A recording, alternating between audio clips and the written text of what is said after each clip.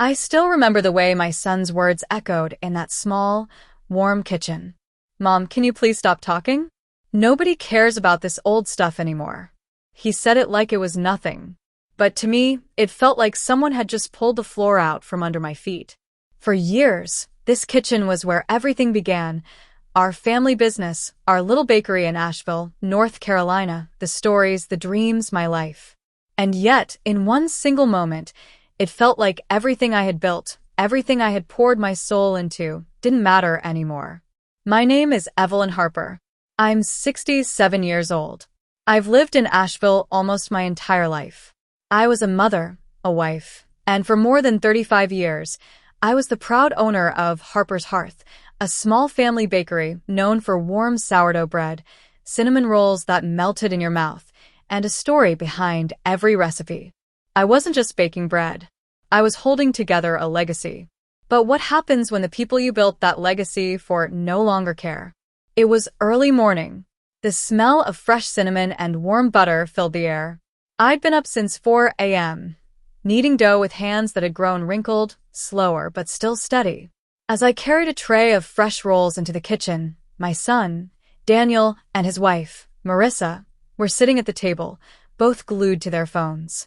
I began telling them, like I always did, about how their father and I started this bakery with just $600, a secondhand oven, and a whole lot of faith. I told them about how I slept on flour sacks when times were hard and how the neighborhood came together around our bread. Daniel rolled his eyes. Marissa didn't even look up. And then came those words again, this time louder. Mom, please. Stop talking. Nobody cares about this old bakery story. We live in a different world now. I froze. Not because of what he said, but because of how easily he said it. Daniel had grown up in this bakery. He used to sit on the counter as a boy, covered in flour, giggling while helping me decorate cupcakes. I thought one day he'd take over. I thought he loved it as much as I did. But somewhere along the way, he stopped coming in early mornings. He stopped caring about the recipes. He started calling the bakery old-fashioned. Marissa, well, she never really wanted to be part of it. She always said, "This place smells like sugar and stress." I ignored it at first. Kids change. The world changes. But deep down, I felt something breaking. It wasn't just the bakery they didn't care about. It was me. When I was 30, my husband George and I rented a tiny corner space on Lexington Avenue. We had nothing but his grandmother's cinnamon roll recipe and a beat-up oven that sometimes coughed more smoke than it baked. But people came. They came because our bread tasted like home. They came because we remembered their names. And slowly, brick by brick, Harper's Hearth became part of Asheville.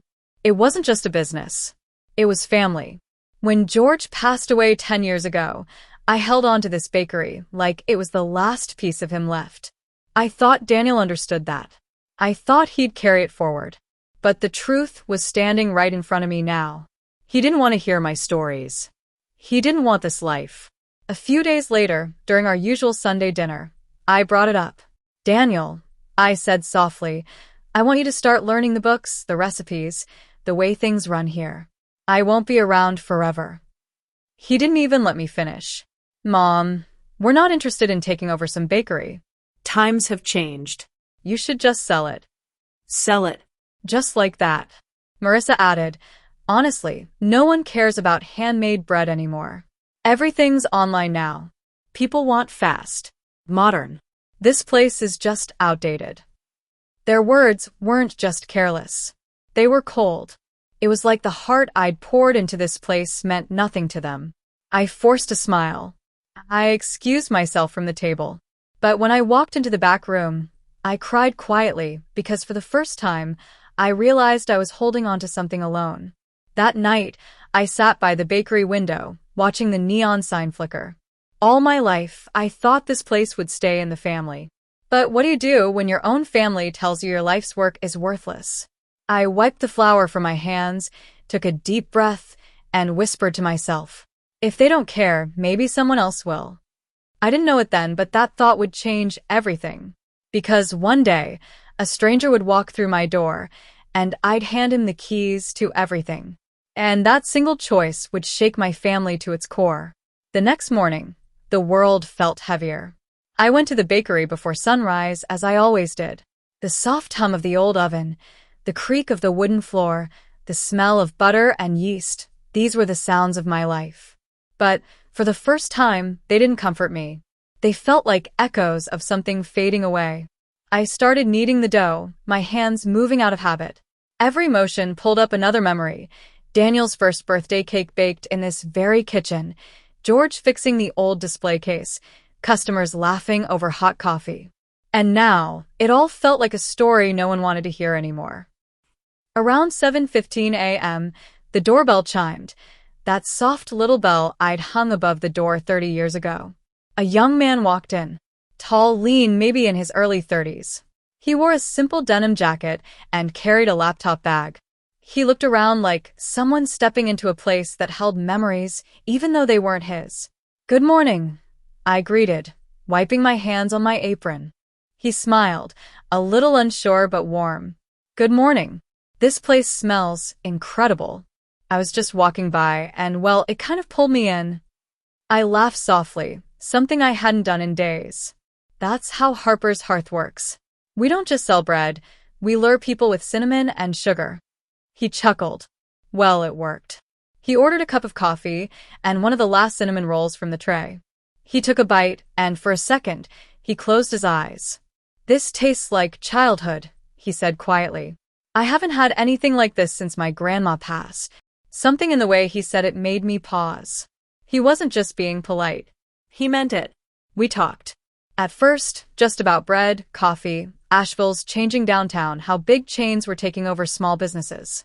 Then he told me his name, Aaron Collins. He had recently moved to Asheville from Ohio. He worked remotely in digital marketing but loved old places, places with soul. I found myself telling him the story of how George and I started the bakery. The hard years. The neighbors who became family. But unlike Daniel, unlike Marissa, Aaron listened. Not the polite, distracted kind of listening. The kind where someone's eyes stay with you, as if your words actually matter. When I finished, he looked around the bakery like it was something sacred. "You built all this," he said softly. "That's amazing." And just like that, I felt something I hadn't felt in a long time. Seen.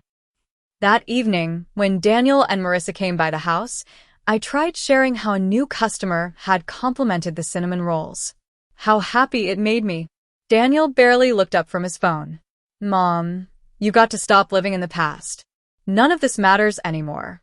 You should be planning retirement, not getting excited over bread." Bread. He said it like it was nothing.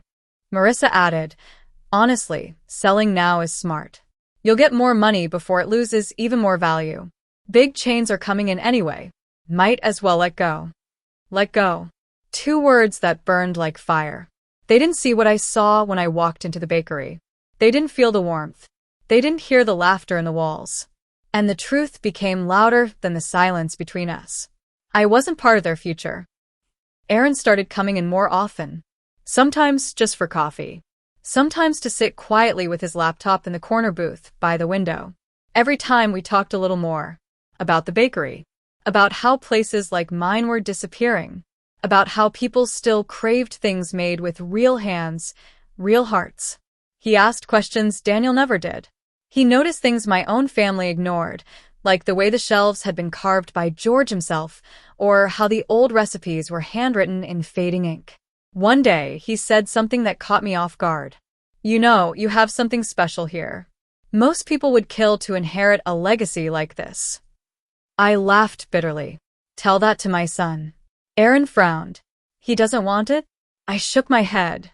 "He wants me to sell. Says nobody cares anymore." Aaron leaned forward. "Y care." For a second, I forgot how to breathe. That night, I sat at my kitchen table long after everyone had gone to bed. I opened the old wooden recipe box George gave me on our first anniversary. Each card smelled faintly of cinnamon and coffee. Each one carried years of love, laughter, tears, and sweat. And I thought about Daniel, about how his face showed no interest, no spark, no emotion when I talked about this bakery. And then, I thought about Aaron, a stranger who had listened with more heart than my own blood. Something deep inside me shifted. I didn't say it out loud yet, but a thought took root. If they didn't care, maybe I could give this to someone who did. Before locking up that night, I stood in the middle of Harper's hearth. The oven light cast a warm glow over the counters. The old sign creaked softly in the wind. And I whispered to myself, maybe the story isn't ending. Maybe it's just waiting for a new voice to carry it forward. I didn't know exactly what I was going to do yet. But I knew one thing for certain. I was done begging my family to care. What I didn't know then was that giving this bakery away would not only shock them, it would change everything they thought they owned. I've always believed that silence says more than words. And over the next few weeks, the silence between Daniel and me grew louder than ever. I tried in small ways to keep the hope alive. Asked if he wanted to learn how to bake the sourdough the way George did, with patience, not machines. He said, "Mom, nobody's got time for that anymore." I offered to walk him through the finances, the books, the loyal customer base, the festivals where we always sold out before noon. He shrugged. It's not worth the trouble. Each dismissal wasn't just a word. It was a quiet little crack in something that had once felt unbreakable. It was a Friday evening in early March. I'd made roast chicken and cornbread, just like George used to. Daniel and Marissa came over with their usual rush, phones buzzing, voices clipped, no warmth in their steps. Halfway through dinner, I brought up the bakery again. Not out of stubbornness, but out of hope. "Daniel," I began carefully, "Harper's Hearth has been part of this town for nearly 4 decades. You could make it your own. Add your own touches. You don't have to keep everything the same." He sighed.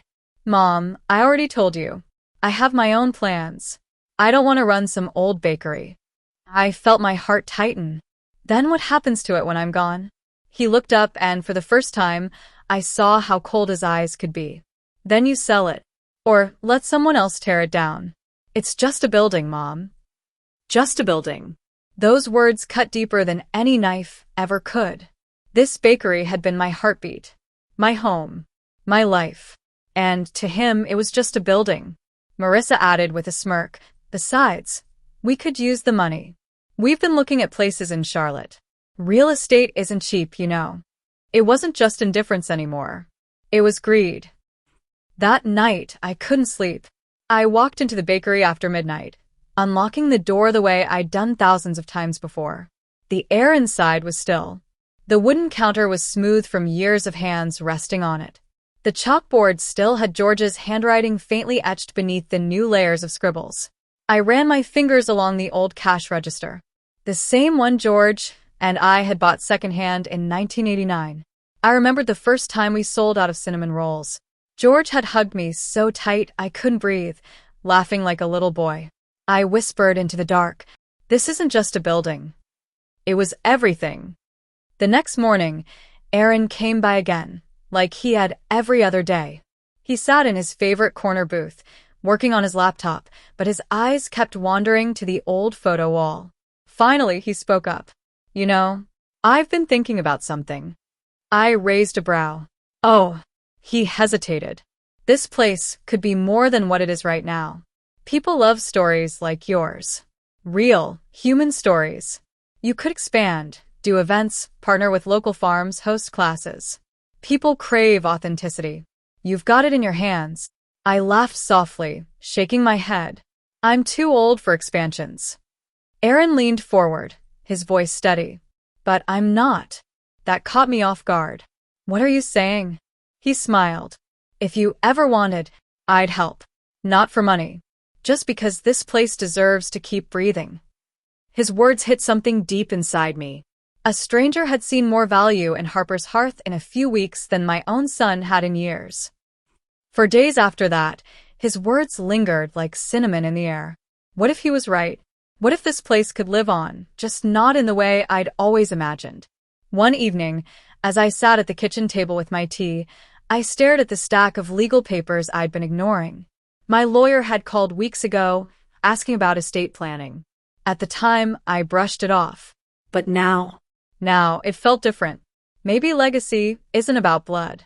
Maybe it's about who shows up, who cares. A week later, I brought it up to Daniel carefully. I've been thinking about what happens to the bakery, I said. He didn't even look up from his phone. Yeah?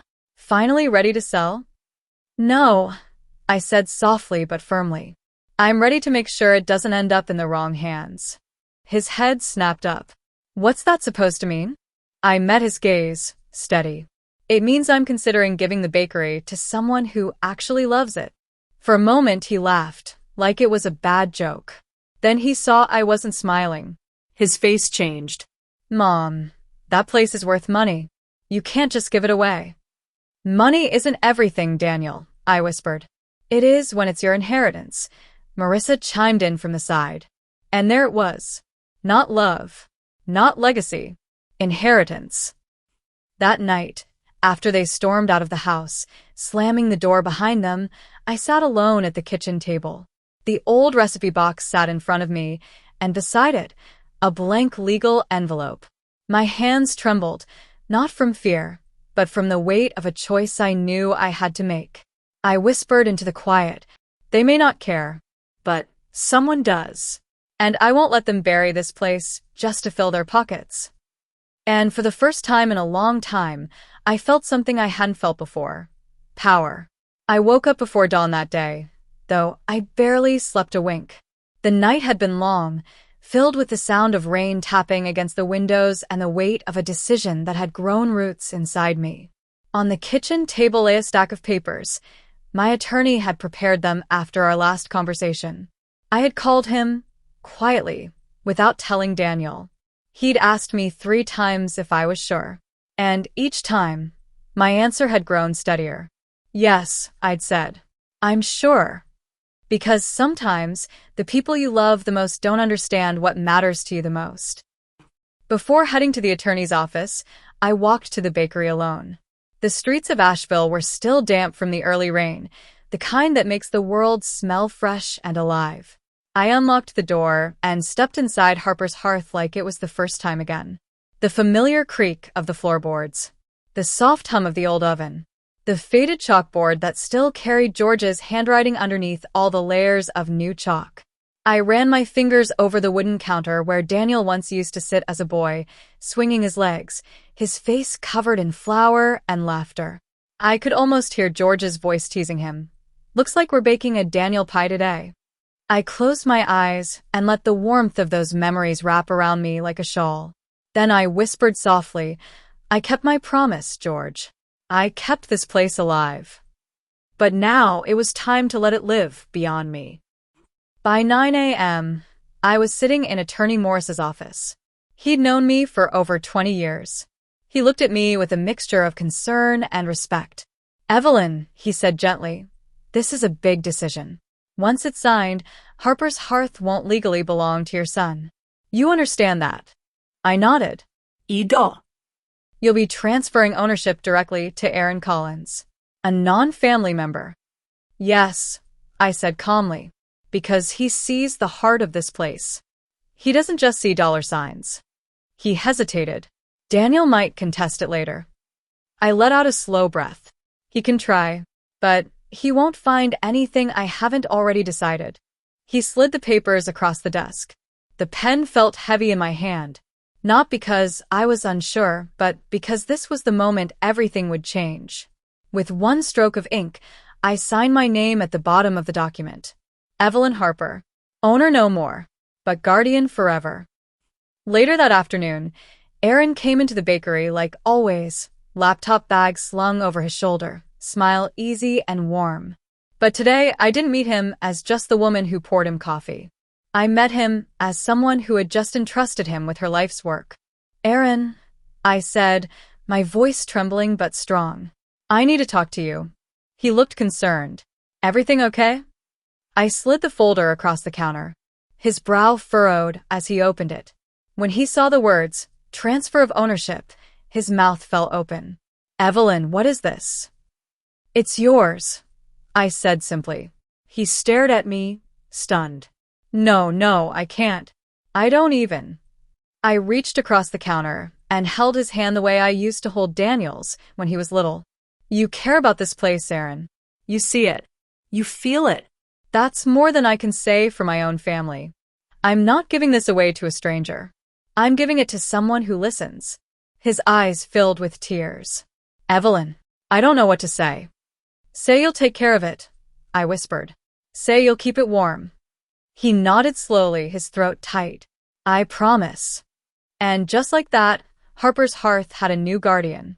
I knew Daniel wouldn't take it well, but I also knew I couldn't live the rest of my life being silent in my own story. That evening, I invited him and Marissa over. The moment he saw the folder on the table, his eyes narrowed. What's this? He asked sharply. I met his gaze steadily. The bakery. He flipped the papers open, and the color drained from his face. You signed it over? To him? To some random guy? He's not some random guy, I said. He's someone who actually cares. Marissa's voice cut through the room like glass.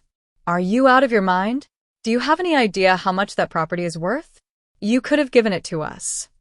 I didn't want to give it to someone who saw it as nothing but a checkbook, I interrupted firmly. Daniel slammed his hand on the table. That bakery was supposed to be mine one day. I felt my voice rise. Not with anger, but with years of being unheard. You didn't want it. Not the recipes, not the early mornings, not the community. You only wanted the money.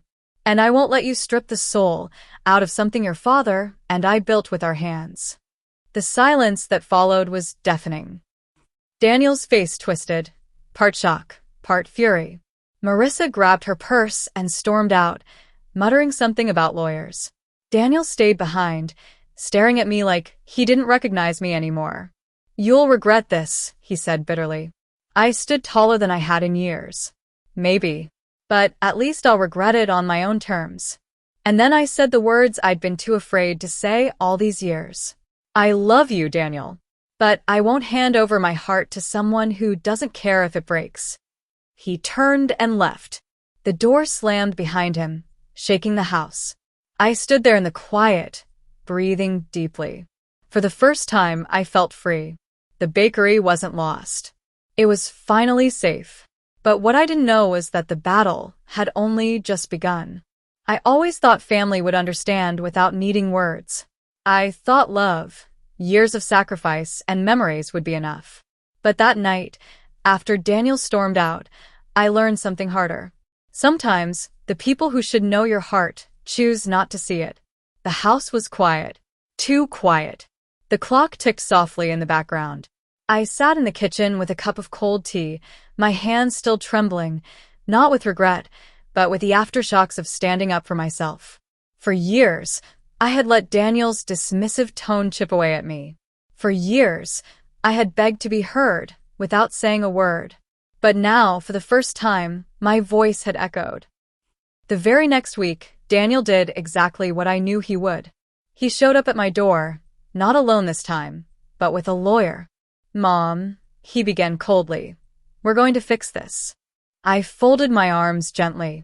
There's nothing to fix. His lawyer slid papers across the table. They were formal, threatening, contesting the transfer, claiming emotional manipulation, as if love, care, and trust were crimes. I'm your son, Daniel said, his voice rising. I'm supposed to inherit this. It's mine. It was never yours, I said softly. You never wanted the bakery. You wanted the money. His jaw clenched. You're choosing a stranger over your own blood. No, I replied. I'm choosing the legacy your father and I built. The one you turned your back on. His lawyer tried to speak, but I cut in calmly. I've already met with my attorney. Everything was done legally, transparently, and willingly. If you want to fight me, you can. But you'll lose more than just a case. For a brief moment, something flickered in Daniel's eyes, not anger, but uncertainty. As news of the ownership change spread through Asheville, something unexpected happened. Customers, neighbors, old friends, people who had grown up eating Harper's Hearth cinnamon rolls, started showing up. Some brought flowers. Some brought old photos of the bakery in its earliest days. Some just hugged me tightly, whispering, You did the right thing. Aaron stood at the counter, overwhelmed by the outpouring of love. He had repainted the front door a soft sage green, restored the original wooden sign, and placed George's old rolling pin on display like a trophy. This isn't just a bakery, he said one morning, wiping a tear. This is history. And for the first time in a long time, I didn't feel alone. One evening, as I was closing up, Daniel appeared at the door. No lawyer this time. No, Marisa. Just him. He looked tired, angry, but also lost. This used to be ours, he said quietly. No, Daniel. I replied gently. It used to be mine and your father's. And I tried to make it yours. I begged you to care. But you shut me out. He leaned against the doorframe, his voice shaking. I didn't think it mattered to you this much. A soft, sad smile crossed my face. It was me, Daniel. Every inch of this place was a piece of my soul. And you never saw it. He stared down at the floor. I just thought we'd sell it and move on. I didn't realize how much it meant. I placed my hand on his arm. I never wanted to take anything from you. I just wanted you to care. But when you didn't, I gave it to someone who did. For the first time in years, I saw the little boy I used to bring to the bakery every morning. The boy who once loved this place before the world taught him to count everything in dollars. Peace, finally. Daniel didn't apologize. But he also didn't fight anymore. A week later, his lawyer withdrew the case. Maybe it was the town's support. Maybe it was him finally understanding. The morning after, I walked into Harper's Hearth as a visitor for the first time in my life. Aaron had organized a small event. A line of people stretched out the door, laughter filling the air like it used to in the early days. He handed me a cup of coffee and whispered, "This place is still yours, just in a different way." I looked around at the happy faces, the warm bread, the legacy breathing on its own, and realized something beautiful. I hadn't lost the bakery. I had set it free. I went home that evening and sat by the old window where George and I used to watch the sunset after closing shop. The sky burned orange and pink, and a soft breeze carried the scent of cinnamon down the street. For years, I believed my worth depended on whether others valued what I loved. But the truth was simpler. My love, my work, my legacy, it was enough on its own. They said, "Stop talking. Nobody cares." I whispered to the fading light. But someone did. And that made all the difference.